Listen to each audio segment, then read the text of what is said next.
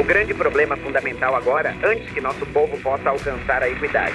A questão é, o povo americano está apto para se governar, para mandar em si mesmo, para se controlar? Eu acredito que sim. Meus oponentes não acreditam. Acredito no direito do povo governar. Amigos, nossa tarefa como americanos é lutar por justiça social e industrial, alcançada através do verdadeiro governo do povo. Esse é o nosso objetivo, nosso propósito. Para ter sucesso, precisamos de líderes movidos por um idealismo inspirador, líderes dotados de grandes visões. Quem sonham alto e se esforçam para realizar seus sonhos? Quem pode inflamar o povo com o fogo que arde dentro de si?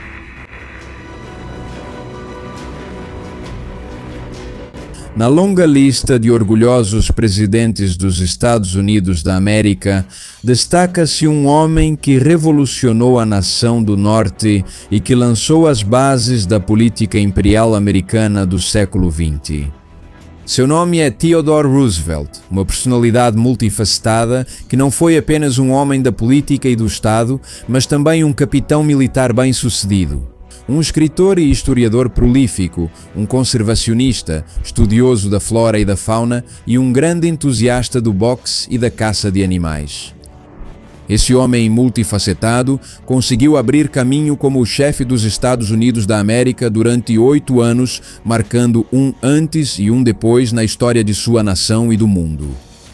É Roosevelt quem consolida a política imperial dos Estados Unidos como a nova potência mundial emergente e como o hegemon capaz de intervir em qualquer assunto americano, seja no norte, no centro ou no sul. Mas, além disso, é quem consolida, no âmbito interno da nação, a concepção do Estado não apenas como um simples observador das leis, mas como um ente diretor da vida nacional e da sociedade civil. As profundas mudanças em seu período o caracterizam como um dos homens mais relevantes na história do gigante do Norte. Venha conhecer a extraordinária história de Theodore Roosevelt. Quem fala é Reinaldo José Carrillo Vilches, isto é La Nueva Enciclopedia, e convido vocês a nos darem um grande apoio curtindo este vídeo, deixando seus comentários que sempre lemos todos. Ative as notificações, inscreva-se no canal e compartilhe este material com seus contatos no WhatsApp, redes sociais e outros espaços. Sem mais delongas, vamos começar a história de hoje.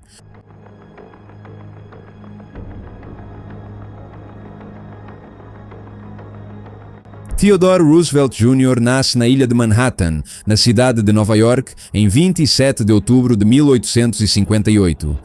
Ele foi o segundo de 4 filhos de uma família proeminente de ascendência holandesa e origem aristocrática, que havia chegado aos Estados Unidos no século XVII. Seu pai foi um homem de negócios e um destacado filantropo, e sua mãe, uma dama rica do estado da Geórgia, proveniente de uma família proprietária de grandes extensões de terra. Enquanto cresce, Theodore começa a desenvolver problemas de saúde como asma e encontra no exercício físico uma forma de lidar com eles ao longo de sua vida. Assim, ele se submete a atividades intensas que o ajudam a melhorar sua condição, entre as quais se destaca, desde jovem, sempre o boxe. Além disso, já naquela época, ele também demonstrava uma curiosidade intelectual aguçada que era favorecida pelo que ele mesmo classificava como uma memória fotográfica. Roosevelt vive uma infância relativamente tranquila, abundante e prazerosa se comparada com o difícil panorama que seu país enfrentava. Com a chamada Guerra de Secessão, ou Guerra Civil Americana, que ocorreu de 1861 a 1865, quando Theodore tinha apenas 8 anos. Mas para entender a vida de Roosevelt e o momento histórico em que ele nasce, é necessário fazer uma breve revisão da história dos Estados Unidos.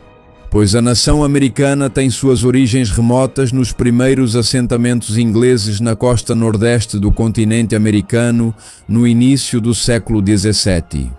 Os ingleses vão transplantar para esses domínios sua fé protestante, suas instituições, seu espírito mercantilista e de navegação, ao mesmo tempo em que exterminam grande parte da população nativa e estabelecem as famosas 13 colônias. As colônias do norte desenvolvem uma economia baseada no comércio e na indústria, enquanto as colônias do sul baseiam sua economia em uma agricultura e pecuária extensivas com mão de obra escrava trazida da África. Aos poucos, as colônias crescem em população e em autonomia, até que finalmente os chamados pais fundadores declaram a independência daquelas 13 colônias e as unem em uma nova nação chamada Estados Unidos da América. Em 4 de julho de 1776, adotando uma forma republicana e federal de governo. Isso ocasiona formalmente a Guerra de Independência contra a Grã-Bretanha, que duraria até 1783 e que termina com o reconhecimento da Grã-Bretanha do novo país, do outro lado do oceano. Finalizando o século XVIII e entrando no século XIX, os estadunidenses, com vistas à expansão, formulam o chamado Destino Manifesto. Uma doutrina político-religiosa que postulava que os Estados Unidos eram uma, entre aspas, nação escolhida e predestinada a expandir seus valores e seu domínio, desde a costa atlântica até a outra costa do Pacífico por todo o território. Assim, além disso, eles vão anexando os territórios do Mississippi, conquistando grandes porções de terra do norte do México e negociando com a França, a própria Grã-Bretanha e a Espanha vários outros territórios. Assim, já em 1848, os Estados Unidos haviam se expandido de costa a costa e definido a geografia que têm hoje. Mas é aqui que começam os problemas internos por causa das grandes diferenças entre o Norte e o Sul. Com relação à forma de organizar o governo, à organização da economia, à escravidão e outros temas sensíveis, tudo isso vai explodir quando Abraham Lincoln for eleito presidente dos Estados Unidos. Que os estados do Sul, como Carolina do Sul, Mississippi, Flórida, Alabama, Geórgia, Louisiana e Texas, saíssem da União, formando um estado independente chamado Estados Confederados da América.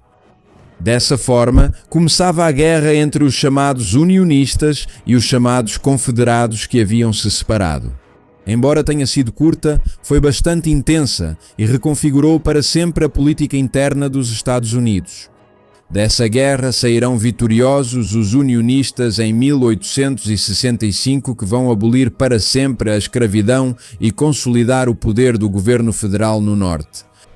Antes desse conflito, os partidos dominantes nos Estados Unidos eram o Partido Whig, de tendência mais conservadora, e o Partido Democrata, de tendência mais liberal. O Partido Whig se desintegra com a Guerra de Secessão ou Guerra Civil, por ter facções a favor e contra a escravidão e outros assuntos relacionados à guerra, fazendo com que finalmente aqueles que eram contra a escravidão se unissem em um novo partido chamado Partido Republicano. Por sua vez, o Partido Democrata se posiciona a favor do Sul confederado e escravista. O fato é que, após a guerra, o jovem Partido Republicano assume as bandeiras contra a escravidão. A Guerra de Secessão, ou Guerra Civil, desintegra o partido. A Guerra de Secessão desintegra o partido. O Partido Republicano se torna dominante na época. É nesse panorama histórico completo e complexo que vai crescer um jovem Theodore Roosevelt, que apesar de jovem tinha um futuro promissor na política.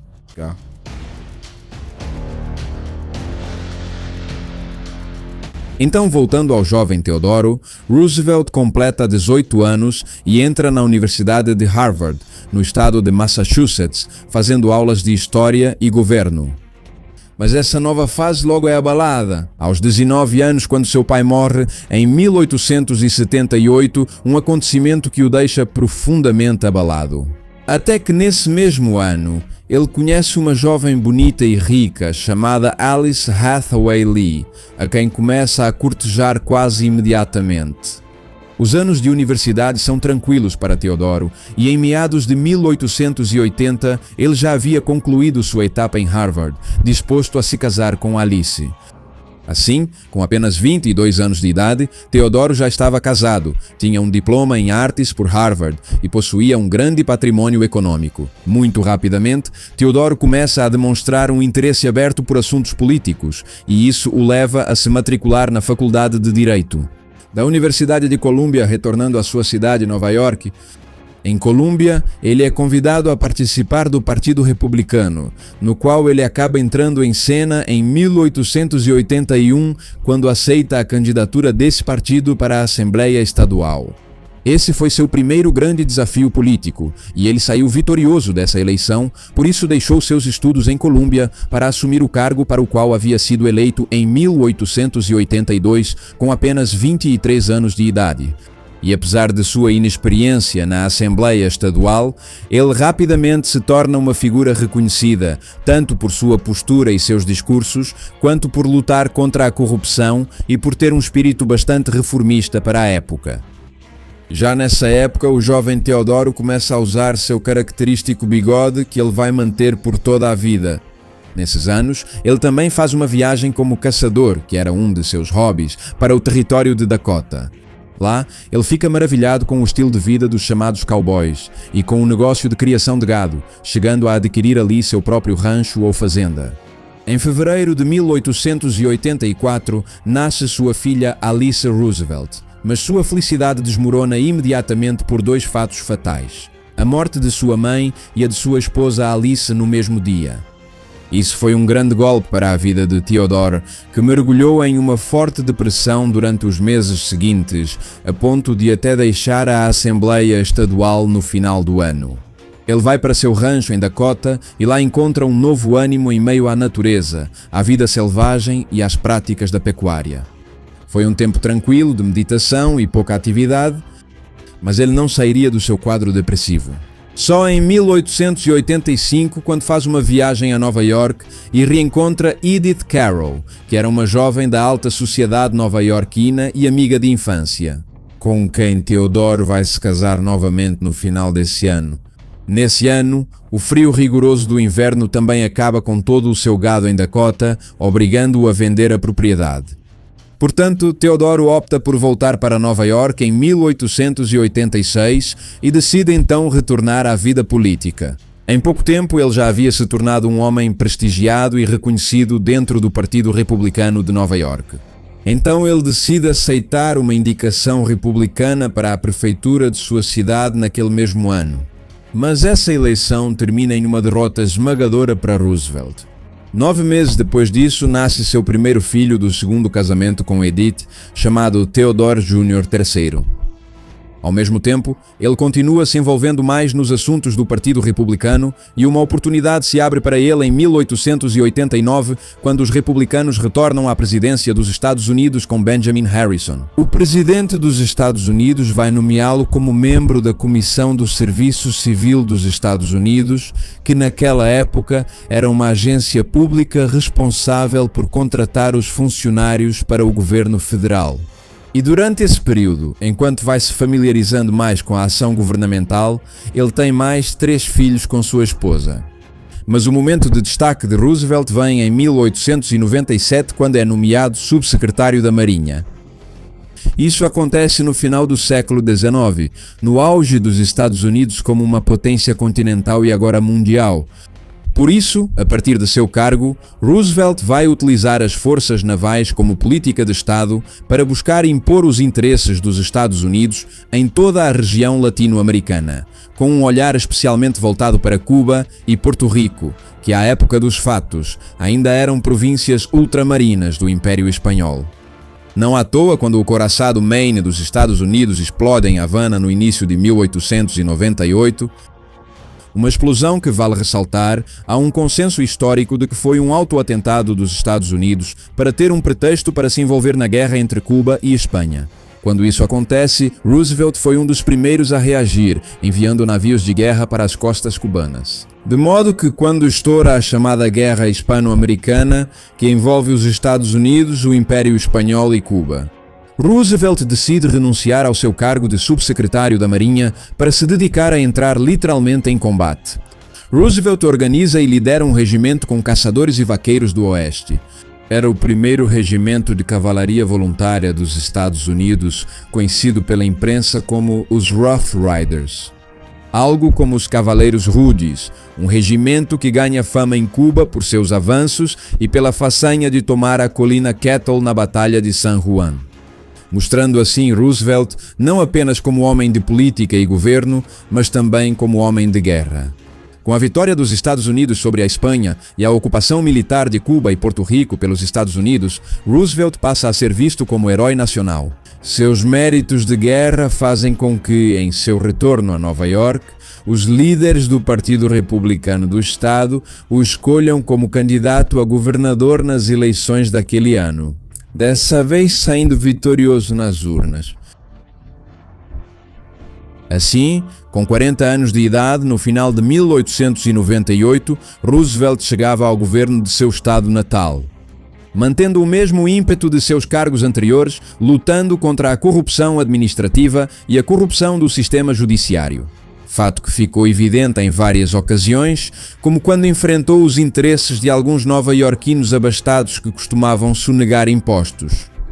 Essas medidas de Roosevelt, que buscavam submeter à lei grupos muito ricos de Nova York, geraram grande apoio popular, mas também importantes desconfortos e tensões com os republicanos das altas esferas do partido e do mundo empresarial, que após um ano e meio, diante da popularidade crescente de Roosevelt e sem encontrar outra opção, decidiram incluí-lo na chapa. Considerá-lo como candidato a vice-presidente da República nas eleições do ano de 1900, com a ideia de que ali ele teria um papel menos central do que o de governador de Nova York. Enquanto buscavam a reeleição do então presidente, o também republicano William McKinley. Assim, nas eleições, McKinley é reeleito para o período de 1901 a 1905. E com isso, Theodore Roosevelt se tornava vice-presidente dos Estados Unidos da América, o segundo cargo mais importante do governo federal. Agora, o que nem ele nem ninguém esperava era que apenas 6 meses após o início desse mandato, no dia 5 de setembro, o presidente McKinley sofre um atentado na Exposição Pan-Americana de 1901 em Nova York, na qual recebe 2 tiros. Impostos, e depois de 9 dias lutando pela vida, finalmente debilitado, o presidente McKinley morre em 14 de setembro daquele mesmo ano. A morte do presidente McKinley não abalou apenas os Estados Unidos, mas também, sem nunca ter imaginado isso em sua vida, transformava Theodore Roosevelt Jr., com 43 anos de idade, no presidente de uma das nações mais importantes do planeta. Assumindo a presidência naquele 14 de setembro como o presidente mais jovem da história do país, começando assim um capítulo que não só mudaria seu futuro para sempre, mas também o da nação norte-americana.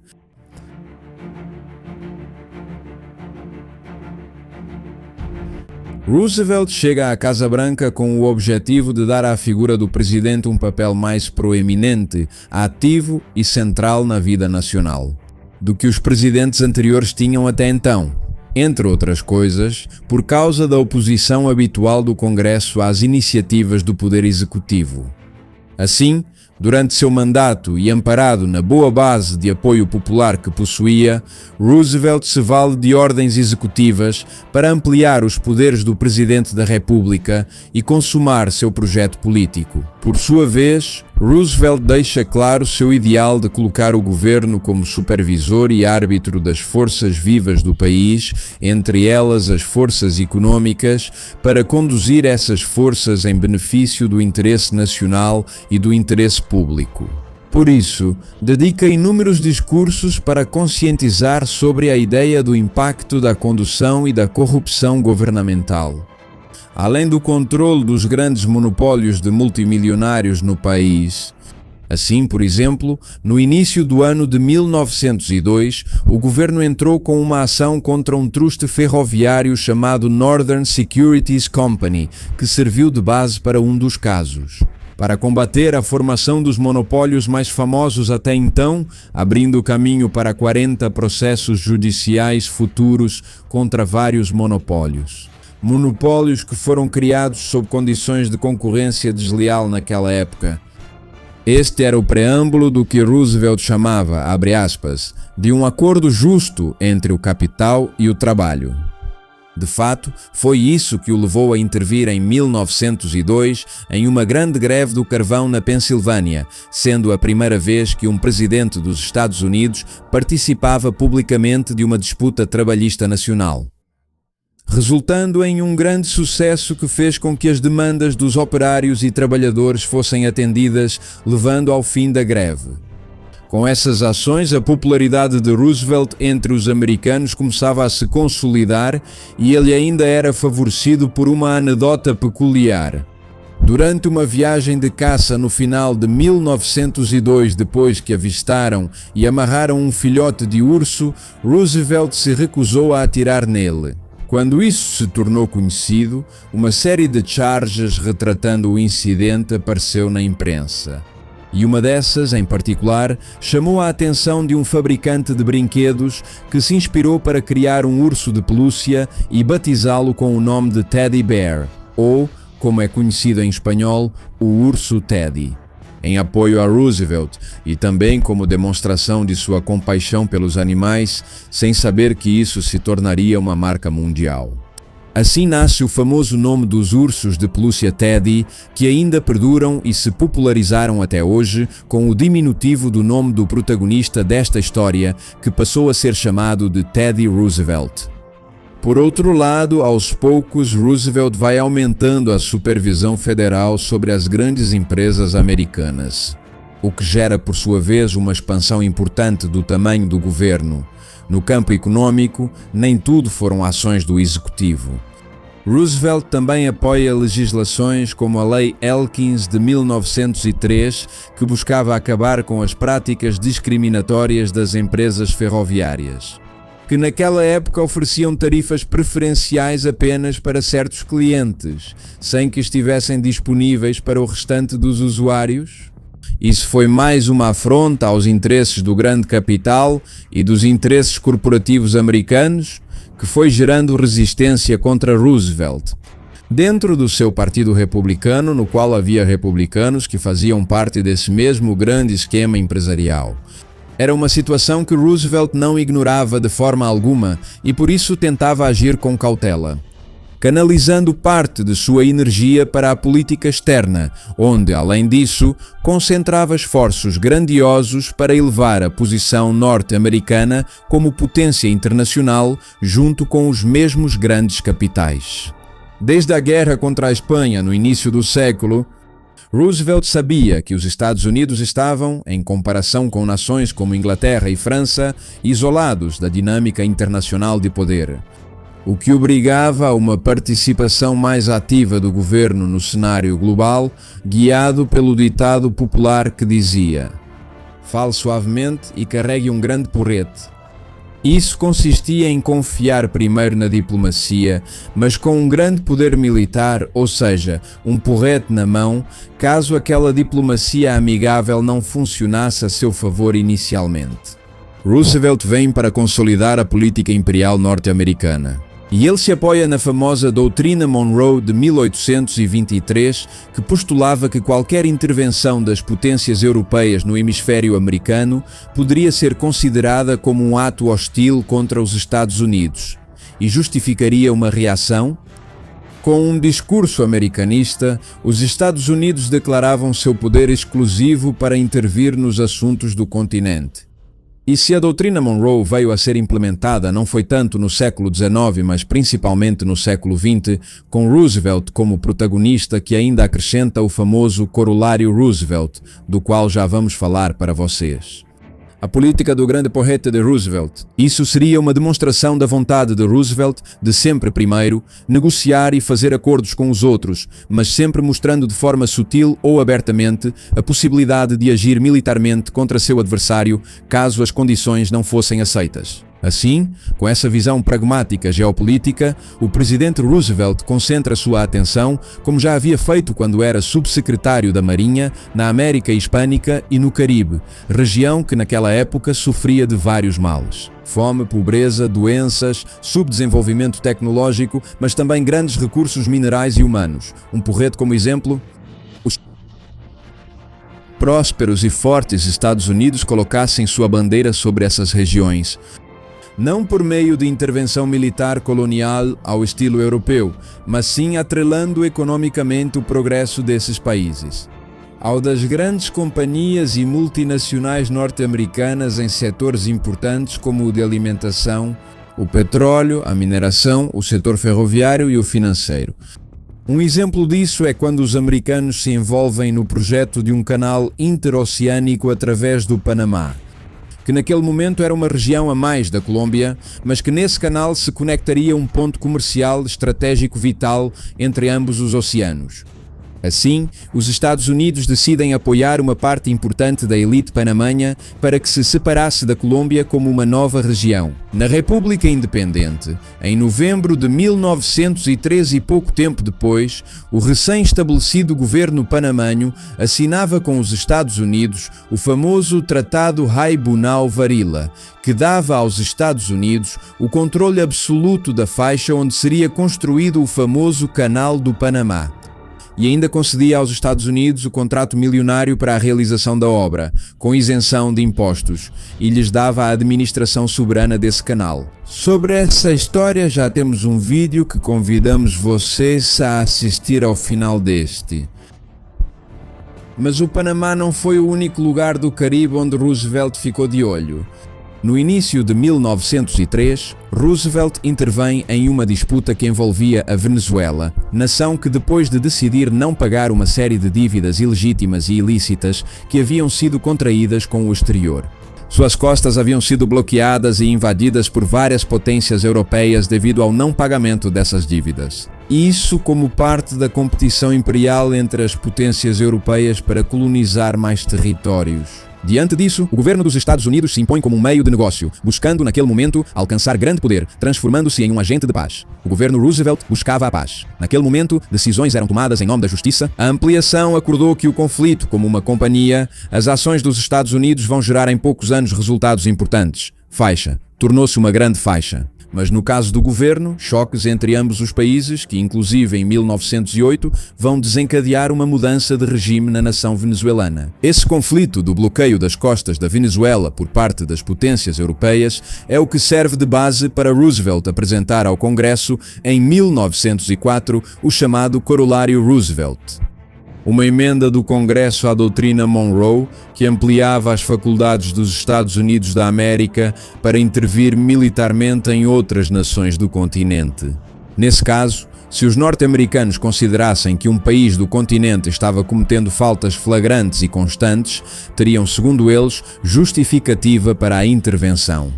Outro caso paralelo a tudo isso é o caso de Cuba, que depois que os Estados Unidos derrotaram a Espanha na Guerra Hispano-Americana e depois que foi estabelecida a ocupação militar desse país, foi instaurado na ilha um novo governo, teoricamente cubano e independente, mas praticamente sujeito à vontade dos Estados Unidos.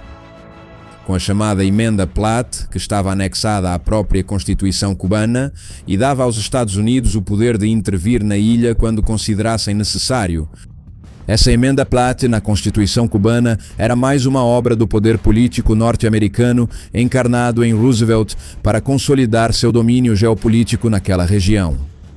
Especialmente em uma ilha como Cuba, onde os Estados Unidos sempre tiveram grande influência e agora ganhariam ainda mais alcance no país. Com esse cenário conturbado, Roosevelt se apresenta para a reeleição como presidente em 1904, sob o lema do Square Deal, que na política local dos Estados Unidos buscava colocar os trabalhadores, os empresários e os consumidores em um ponto de acordo histórico e de equilíbrio benéfico para todos como parte de uma campanha de reconciliação nacional, na qual ele reforçava o que havia prometido em relação ao tratamento justo entre o capital e o trabalho mencionado em sua campanha anterior. Assim, nessas eleições de 1904, Roosevelt derrota o democrata Alton Parker e obtém 56% dos votos, sendo eleito para o período de 1905 a 1909, que já era reconhecida sob seu comando como a principal potência emergente do planeta.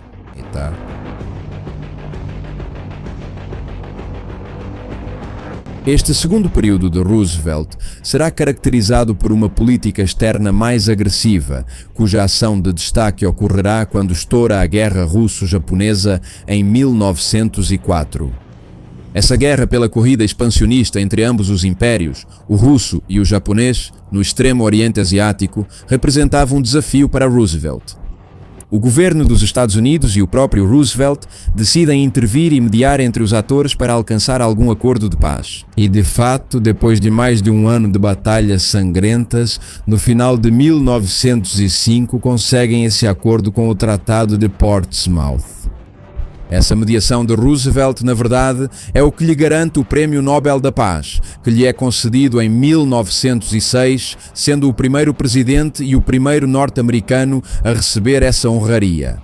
Paralelamente a esse conflito, ele também tem a oportunidade, em 1905, de reutilizar a doutrina Monroe para a América Latina, quando na República Dominicana surgiu uma situação política de recusa em pagar sua dívida externa. Diante disso, o governo dos Estados Unidos busca evitar um cenário como o da Venezuela, mas também tirar proveito dessa situação. E acaba enviando navios de guerra para as costas da ilha dominicana, com o objetivo de tomar as alfândegas, administrá-las diretamente e assim garantir que a República Dominicana destinasse seus escassos recursos financeiros para pagar as dívidas usurárias que havia contraído com as potências credoras. Mas embora a política externa dos Estados Unidos ocupasse um lugar central na vida de Roosevelt, sua presidência também insistiria em continuar transformando a dinâmica interna das relações econômicas americanas. Assim, por exemplo, Roosevelt pressionou o Congresso em 1906 para aprovar as primeiras legislações federais da chamada proteção ao consumidor. Por um lado, havia a Lei de Alimentos e Medicamentos Puros, que não só implicava normas rígidas para a produção, venda e publicidade de alimentos, medicamentos e álcool, mas também criou o chamado Escritório de Química no Departamento de Agricultura, sendo o antecessor da atual Agência de Administração de Alimentos e Medicamentos, ou FDA, na sigla em inglês. Agência que, a longo prazo, segundo alguns, em vez de proteger o consumidor, acabou prejudicando-o, reduzindo e piorando suas verdadeiras opções de alimentação e de cuidados com a saúde. Por outro lado, também com ele foi criada a chamada Lei de Inspeção da Carne, que proibia a venda de gado e produtos cárneos adulterados ou mal rotulados como alimentos. Mas mesmo no meio dessa agenda ocupada, Roosevelt encontrava tempo para seus hobbies pessoais. Lia várias dezenas de livros por ano, escrevia tanto artigos quanto ensaios para diversas publicações no país e também mantinha suas atividades físicas como o boxe. Embora tenha tido que abandonar isso perto do final de seu mandato, após sofrer um descolamento de retina que o deixou cego de um olho em 1908, agora, além disso, toda a sua agenda é alterada no ano de 1907, quando o país experimenta o que ficou conhecido como o pânico financeiro. Foi, portanto, uma crise económica que começou com a queda contínua da Bolsa de Valores de Nova Iorque, o que provocou uma reação em cadeia de vários eventos. Primeiro, ocorre uma perda em cadeia e abrupta de confiança dos poupadores no sistema financeiro, depois surgem as corridas bancárias. E por último, sente-se uma contração do crédito em nível nacional e do capital disponível em geral. E, portanto, uma contração da economia e do poder de compra dos norte-americanos. E para piorar, no plano social e cultural, Roosevelt vai enfrentar outra tempestade no final do seu mandato, quando recebe tanto apoios quanto duras críticas pelo que ele chamava de suicídio racial dos norte-americanos. Com isso, ele se referia a uma questão que já havia sido manifestada não só por ele, mas por setores importantes do país desde seu primeiro governo. Antes, o que consideravam eram as baixas taxas de natalidade da população americana branca descendente de anglo-saxões. Roosevelt considerava que, a longo prazo, isso significaria o fim do grupo étnico que fundou os Estados Unidos. E por isso, esse termo tão polêmico de suicídio racial gerou tanto apoios quanto duras críticas que reduziram sua popularidade. Diante de toda essa situação, Roosevelt decide que o melhor seria não se candidatar à reeleição. em 1908, convencendo os republicanos a nomear William Howard Taft como candidato, que havia sido seu secretário de guerra. E seu legado, seu mandato e sua recomendação ao país. Isso prevaleceu entre os eleitores, pois os republicanos, com Howard Taft, conquistaram uma vitória eleitoral confortável sobre os democratas, encerrando assim a era presidencial de Theodore Roosevelt.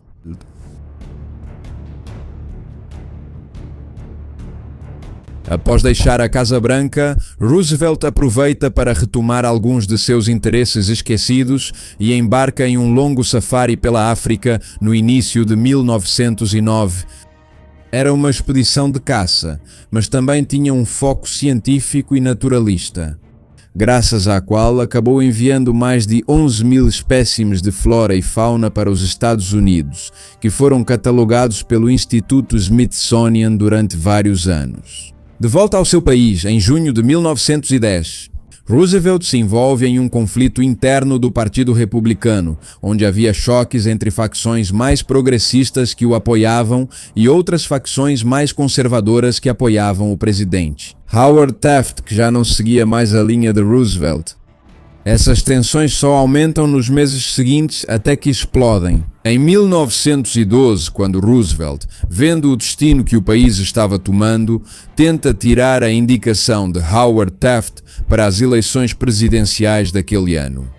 No entanto, e isso já era sinal de sua rápida perda de destaque dentro do partido, ele não consegue tirar a candidatura dele, prevalecendo assim os setores mais tradicionais e conservadores desse partido. Por isso Roosevelt decide romper com o Partido Republicano para formar uma nova organização própria, que foi o efêmero Partido Progressista. Já não havia tempo para a campanha presidencial, mas mesmo assim ele visitou os estados que pôde, impulsionando a ideia de um, abre aspas, novo nacionalismo mais reformista. Buscava assim captar setores progressistas que não se identificavam com o Partido Democrata. E foi nessa viagem que aconteceu uma famosa anedota durante uma visita ao Wisconsin, quando, enquanto pronunciava algumas palavras em um ato de campanha, um seguidor atirou nele no peito. Mas mesmo estando gravemente ferido e debilitado, Roosevelt se recusa a sair do local e, ao contrário, permanece ali falando por vários minutos. No entanto, todo esse ato heróico no final não foi suficiente para derrotar os democratas, que venceram essas eleições com Woodrow Wilson para o período de 1913 a 1917. Após esse fracasso, Roosevelt decide embarcar em uma nova expedição fluvial naturalista pela América do Sul em 1913, agora com o apoio do Museu Americano de História Natural. E embora aqui também ele colete novos espécimes, desta vez ganha fama por seu trabalho de cartografia em vários rios do Brasil. Mas nem tudo seria um mar de rosas, pois durante a viagem ele contrai malária e isso afeta severamente sua saúde, por isso precisa voltar para os Estados Unidos. Foi então que finalmente ele teve tempo para dar vazão à sua pena de escritor, já que não tinha mais nenhuma responsabilidade oficial. Afinal de contas, a escrita era uma de suas grandes paixões, e não à toa ele deixou uma vasta produção de mais de 20 livros e centenas de artigos e discursos. Agora o fato é que Roosevelt ainda não era capaz de se desligar da política, que afinal era sua grande paixão. Já que em 1916 ele mantém vivo seu projeto do Partido Progressista, para que ao menos fosse um elemento de pressão. Ele ainda tinha esperanças de ser o indicado republicano para um novo mandato, mas estava disposto a apoiar outro candidato se isso fosse necessário. É assim que chega a data da Convenção Republicana de 1917 e o partido escolhe Charles Evan Hughes. Com esse candidato, Roosevelt abandona os progressistas para transferir seu apoio a esse candidato. Mas mais uma vez os esforços são em vão, porque o democrata Woodrow Wilson acaba conseguindo sua reeleição presidencial. E sob o comando de Woodrow Wilson, os Estados Unidos entram oficialmente na Primeira Guerra Mundial no início de 1917, realizando um grande esforço para enviar combatentes para a Europa. Paradoxalmente, e como demonstração de seu espírito jovem e aventureiro ainda intacto, Theodore Roosevelt decide repetir sua façanha em Cuba e viajar para a França para lutar com uma divisão de soldados. Mas esse pedido foi rejeitado pelo presidente Wilson. Diante disso, Theodore não tem outra opção a não ser ver seus 4 filhos se alistarem no exército, sem saber que o mais jovem deles cairia em combate com seu avião em 1918. Esse foi um golpe emocional que continuou afetando seu já frágil estado de saúde aos 59 anos. Quando completa 60 anos, precisa ser hospitalizado por complicações e decide passar seus dias finais na casa de Oyster Bay, no estado de Nova York. Lá ele falece em 6 de janeiro de 1919 devido a um coágulo de sangue que acaba afetando seus pulmões. Era o fim de sua influência na vida americana, embora seu legado vá continuar perdurando por décadas na política bipartidária do gigante do norte. Não é à toa. Roosevelt foi o primeiro presidente a desafiar a ideia de um governo limitado, defendendo em seu lugar uma administração forte, intervencionista e reguladora, dentro e fora das fronteiras americanas, com o suposto objetivo de direcionar as forças vivas do país para o que se considerava como o interesse nacional. Além disso, demonstra um uso decidido dos poderes ao seu alcance e não mostra reservas para intervir na economia dentro do seu projeto de nação. Ele acreditava, portanto, em uma melhor relação entre o capital e o trabalho, e isso fica evidente de forma irrefutável em suas ambiciosas reformas e em sua cruzada contra os monopólios americanos. Isso sim. Mas enquanto fazia tudo isso, também fincava a bandeira da doutrina Monroe com o porrete na mão, com o objetivo de expandir os Estados Unidos como potência não só do hemisfério americano, mas de todo o planeta. Por essa razão, apesar de ter sido um republicano por toda a sua vida, mesmo depois de criar seu próprio partido, há quem veja em Roosevelt um exemplo de pragmatismo político que não se deixa encaixar em determinadas políticas econômicas ou sociais, mas que assumiu um papel próprio, envolto em um discurso nacionalista, com uma política realista, buscando sempre o que fosse melhor para os interesses norte-americanos. Mesmo que essas medidas pudessem ser classificadas como progressistas ou reacionárias. Ao mesmo tempo, Roosevelt estabelece as bases de uma conduta que será comum, em maior ou menor grau, a todos os chefes de Estado norte-americanos, até os dias de hoje. E essa é a de intervir à vontade nos assuntos da América Latina e do Caribe, com o único objetivo de salvaguardar os interesses dos Estados Unidos no curso confuso e mutável da geopolítica mundial. Theodore Roosevelt foi um dos presidentes mais influentes da política norte-americana no alvorecer do século XX. E seu mandato deixou um legado que transformou para sempre a forma como aquela poderosa nação, seus partidos e seus líderes têm atuado, interna e externamente, até os dias de hoje. Muito obrigado de coração a todos por terem assistido a este vídeo, espero que tenham gostado e quero lembrar que vocês nos dão uma grande força e uma grande ajuda. Interagindo com o canal, deixando seus comentários, curtindo os vídeos, compartilhando o material nas redes sociais, no WhatsApp e em qualquer outro espaço. E ativando o sininho para receber as notificações sempre que publicarmos um novo conteúdo. Muito obrigado a todos e que Deus abençoe vocês.